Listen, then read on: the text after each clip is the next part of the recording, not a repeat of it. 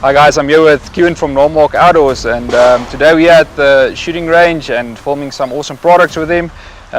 We'll be looking at the Beretta APX Centurion. Is that right? Centurion, correct, yeah. One of the newer products in the Beretta range. Okay. So they've had the APX for some time now, the APX full size, the APX compact, subcompact. But now we've got a really special pistol. Let me take it out here to show you. Just for all our viewers out there, this pistol is entirely safe. No magazine, nothing in the chamber. We're happy. Really special little pistol. Got all that reliability that we've come to rely on and upon with Beretta. Beretta, obviously a very well-known company, very respectable company, over 500 years in the making. You've got a pistol here that shares some attributes of the compact, but with a couple of little special entities in there. So your slide is the same length as the compact, but the compact's generally a 13-shot pistol. This pistol uses the same slide, same dust cover, so nice and short, easy to carry, easy to conceal. But for those that are concerned about a 12 or 13-shot magazine capacity, this one has got a slightly longer grip, the frame's a little bit bigger, and it's a 15-shot. The advantage of that, of course, is that you can carry it nice and compact as a 15-shooter, but it will also take a full-size APX magazine as well as extended magazines, which offers you quite a lot of options there. Nice and compact, super reliable, and what I really like about it is very, very low recoil impulse. Your hand sits very high in the pistol. I know you wanted to discuss grip with me a bit later. We'll do that in a moment. Nice iron sights that you can actually rack your pistol. You can rack your slide on it if you had to. Superb pistol. Your slide release is ambidextrous permanently. Your magazine release you can take out and put it onto the other side. If you're a lefty, you can eject your magazine that side. What's really nice about this pistol as opposed to other striker fired pistols, obviously it's burr free, so nothing's going to cut your clothing or eat away at your car seat, for example. What's really nice about the striker fired pistol, unlike some striker fired pistols, is that it's not pre-cocked. In other words, when you've racked around into the chamber, that firing pin is actually 100% cocked. So the trigger pressure required is only to release the sear. On some striker fired pistols, when you pull the trigger, you still have to compress that spring a little bit to release before the sear releases. So the trigger's nice and consistent, it breaks nice and clean, and they're superbly accurate. I mean, some time ago we did a video shoot shot off a bench. I think we shot 20-25 meters. And we're shooting a little group like this, full magazine. So a very, very impressive little pistol. Got all the little mod cons, a little Picatinny rail here on the bottom of the dust cover if you want to fit a flashlight, maybe a laser sight, something like that. So everything that you would want and need in a nice, compact, reliable, high capacity carry pistol can be found in this pistol. And of course the polymer frame gives it that lightweight. No, this is like an awesome pistol that we can test out here on the range. I'm excited to see what it can do. I'm excited to see what you can do with it. Okay, so we're on the range now. So firstly, all of us, we know the biggest thing to protect here is your ears and your eyes. Johan, back on the range, we discussed a little bit earlier all the features of the APX Centurion, 9mm Parabellum.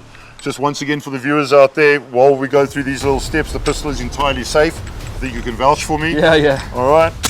That is downrange. We're going to keep the pistol pointed downrange at all times. As important as your grip is, let's just do the stance. And the stance is very, very simple. In the old days, we used to use the weaver. The weaver, We don't use the weaver anymore. Okay, so times have moved on. So we're going to use a nice square frontal to the targets, and the advantage of this is that I've pretty much got more than a 180 spread here. I can use my legs stay steady, my feet are pretty much shoulder width apart, nice and comfortable. There's nothing to remember, it comes quite naturally. And I always sort of equate this to being a tank, a military tank.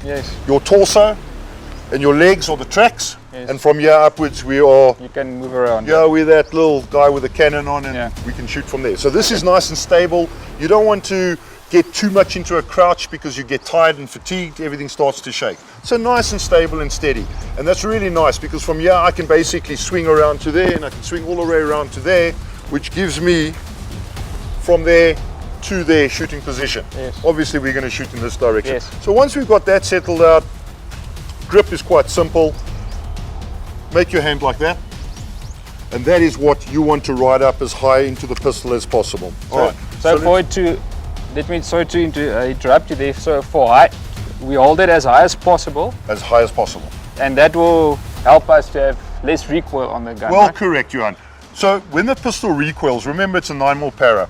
there's a bit of recoil impulse, but that recoil impulse is also responsible for this heavy slide to come back. Yes. So in conjunction with the recoil of the 9mm Parabellum cartridge and the weight of the slide coming back, that is your perceived recoil. Yeah. And the perceived recoil influences your sight picture because that's coming back. Yeah. If it's flicking up and down, it's hard to control Yes. it. But if it's coming straight on a level plane, it's easy to watch that sight because that's how we shoot. We shoot flat. Yes. So we want to come up as high as possible. Just to illustrate, and we've done this in a video previously, if you were to grip your pistol there, and I see this in movies all the time, obviously, look at where your hinge is here. All right, your point of balance is totally messed up. You want to come as high as possible. As high as possible. Okay.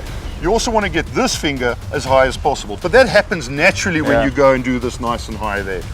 The amount of pressure that you're going to put on there, and I've used this equation before, nice and firm. You don't have to squeeze the living hell out of it, okay? So it's like shaking hands with somebody that you particularly like. You don't want to hurt them, but it's a respectful handshake. The importance of that is because remember, you've got to keep dexterity in your trigger finger. If you use too much pressure on that grip, you don't have control of your trigger finger, and that's really vitally important. All right, and I like the fact that your finger went straight. Okay, so many people go straight onto the bang stick. Okay, very cool. All right, nice and straight. That finger only goes onto the trigger when we're ready to shoot. Yes. Right, so the grip is quite simple. Go as high as you can and hold it firmly. Yes. The real secret, I believe, to a grip is the weak hand. Because remember I told you don't grip too hard. And to make up for that grip, you're going to use your left hand. In your case, your weak hand. We want to come up as high as possible. Yes, this finger smacking against the bottom of the trigger guard, not in front of the trigger guard. We don't steer a ship from the front, we put a rudder at the back. Okay, so anything that you do, if you put your finger in front of that trigger guard, any little miscalculation swings your front sight. You don't want that. I like what you're doing here. These fingers are tucked in nice and tight, nice and high. So you got two choices now. That thumb of your strong hand can either point straight down, and this thumb rests on top of it, like that. But you've got nice big hands, okay? Or this thumb is nice and straight, come high, because that's going to help you here as well. Get really nice on the bore axis, like and that finger is absolutely perfect like that. So you got your legs, your feet are nice, shoulder width apart, nice and solid, and here we go. Arm straight out. Straight up. We don't want to bend in the elbows. We want to keep it nice and straight. And we compromise here. We don't lean back. We lean into the target. And we bring the pistol, the sight line, to our eyes, but we meet it halfway. And what generally happens there is your chin sits halfway on your bicep. You'll notice that that's where you want to be. Absolutely perfect. I think we should shoot this thing a little bit. I'm excited to test it out. Well, just let me get some ears. There's a magazine for you, 15 rounds. Awesome. Can I have a bash at it? Have a bash, man. That's why we're here. Nice and firm on that grip. Perfect.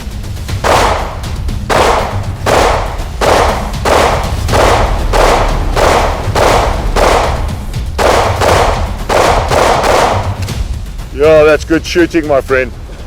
That's very good shooting. Very nice. I can feel what you said, that if you grip it here, you'll have way more control of the recoil that's coming up. So no, but absolutely. Pull it towards you. What I noticed is you actually were finding your place in those first two shots. I could see you weren't too comfortable. But at number 3 and number 4 and thereafter, I could see you were getting really comfortable. So your first two shots, I saw a little bit of this. But after that, I could see that left hand came in nicely, squeezed in onto the right hand, and I was watching that slide. That slide was running flat, flat, flat. Very impressive. This is just a lot of practice you have to put into it, and absolutely. Practice, practice, practice, and be aware of safety. That's it. Cuan, thanks a lot for giving me this opportunity. Always a great pleasure, my friend. And I think we must do more of these videos often. Absolutely. Thanks a lot, Cuan. No worries.